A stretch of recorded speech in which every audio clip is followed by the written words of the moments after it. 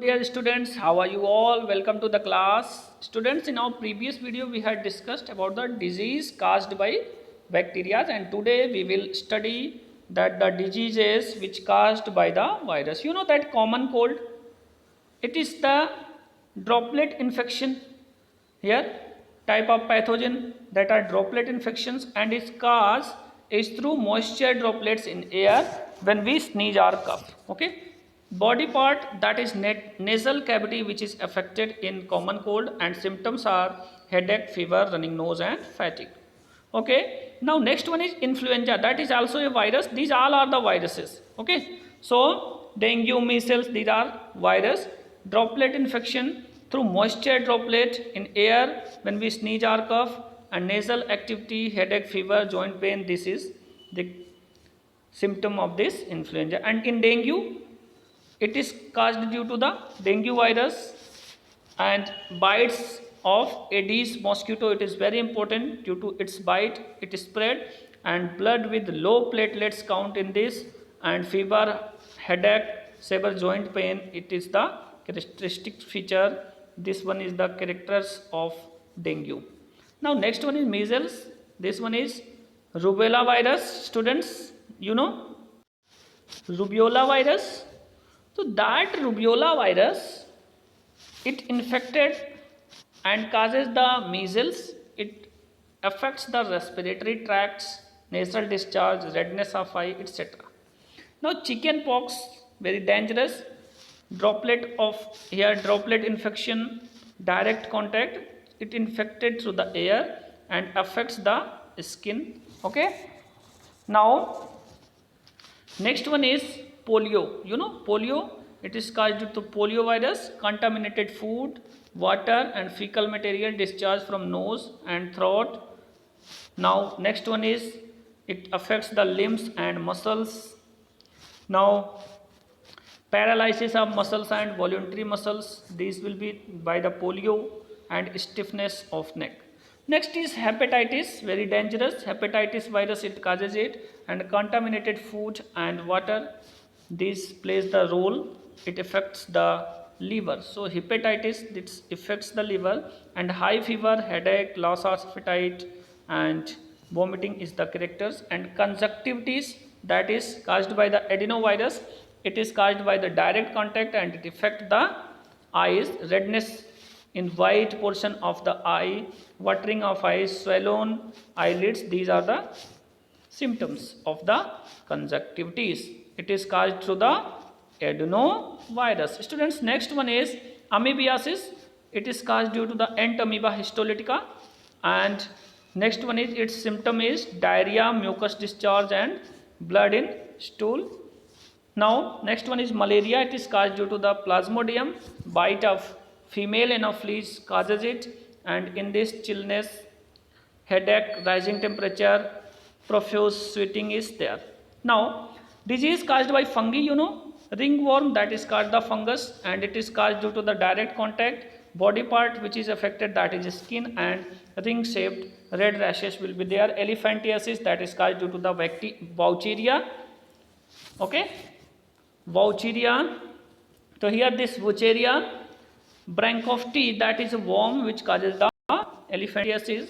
Bite of female mosquito, that causes it. And external genitals, body part, especially limbs, they affected here, and its symptom is swelling of lymph nodes in lymph, and scrotum in males and breast in females. This is due to the elephantiasis.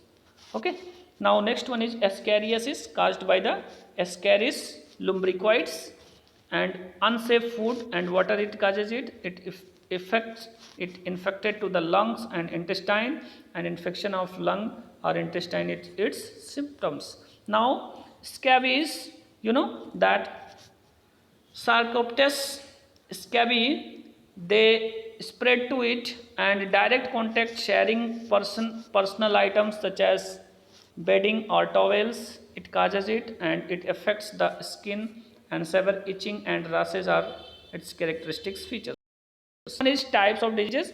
This one is the classification which which you have already studied, students. So this one is the communicable and non-communicable diseases.